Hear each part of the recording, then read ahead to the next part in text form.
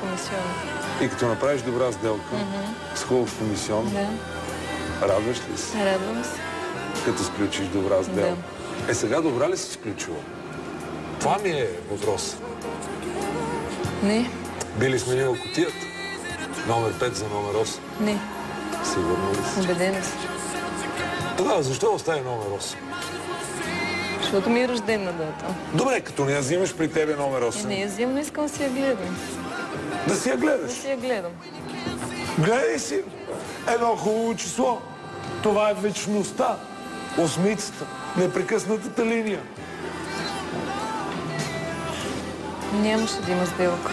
Нямаше да има сделка. Категоричност. Категорично. Супер кази Бандерола.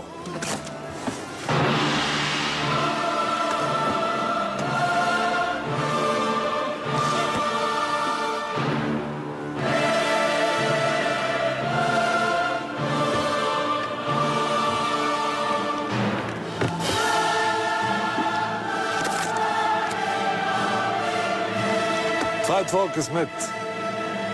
Там е твоята рождена дата. Защо не я смени? Защо? Още в началото ти даде 3 пъти смяна. 3 пъти смяна. И котия номер 10 можеш да вземеш 2500 лева. И котия номер 8 можеш да вземеш... Защото иска да играе с тази кутия. Сигурно си, че искаше да играеш с тази кутия и с никоя друга. Да. Това е единствената кутия. Да. Еми, като искаш да играеш тази кутия, защо не игра до край?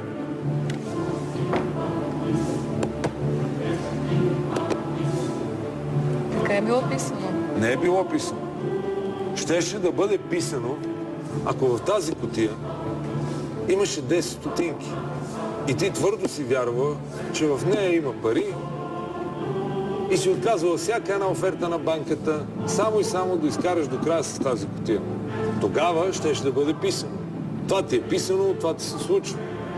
В дадения момент ти си взела едно решение. Да продадеш своя късмет. Лош или добър. Няма никакво значение. Да. Но си продала късмета за 6000 лева. А ти в живота късметливка ли Караш си? ме се чувствам виновна. Според мен трябва да се чувстваш виновна.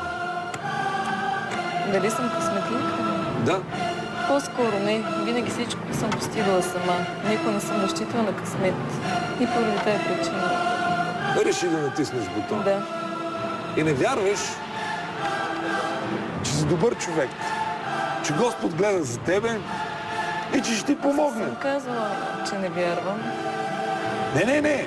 В себе си не вярваш. Защото само работа, само упорство и не може да има светлинка там далече в тунела. Да ми позволят малките удоволствия от живота. Сделка или не? Ти изигра своята игра. Ти продаде своя късмет за 6000 лева. Искам да ти кажа, че продаде една чисто нова кола. Роси.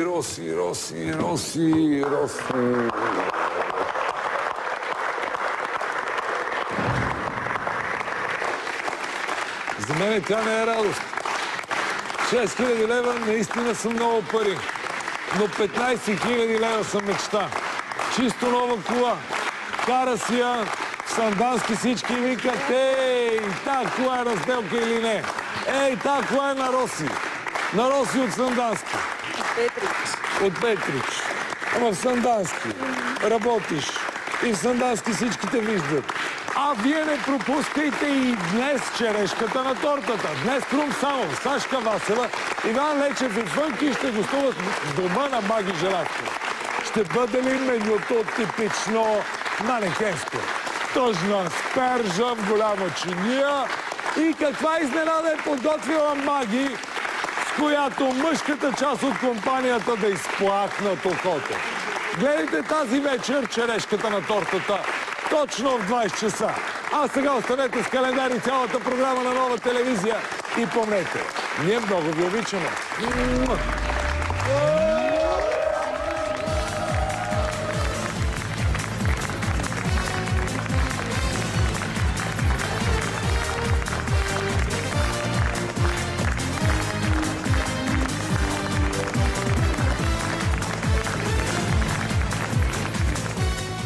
не ми достигна смелост да играя до край. Казвам, че играта обича смелите, обаче понякога и смелите доста често губят и хич не ми стръгваш с студенти. И затова реших да приема оферта. И съжалявам наистина. Наистина съжалявам, че не играх до край. Но така е било писано. Изпращате СМС-и. Аз изпратих един.